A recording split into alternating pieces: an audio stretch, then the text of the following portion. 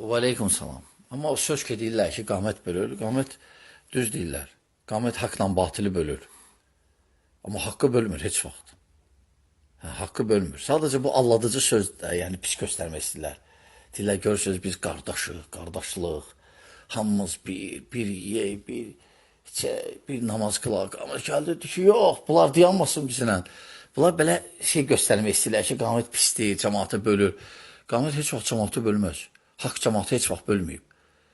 Əgər kimisə mən yaxın qoymuram, uzaqlaşdırmışam və çəkindirirəm ondan, onda problemlər var. Dini məsələlərdə, mənhəc məsələlərində ona görə. Bu bölmək deyil. Bu bölmək deyil. Bu əksinə, yəni haqda qalmağın şərtlərindən biridir.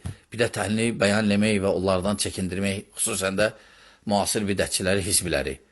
Hizbiyyə girmişdi sələflərin arasına. Əlhamdülillah, Allah Teala ifşa elədi onları və qoruduq bu dəvəti.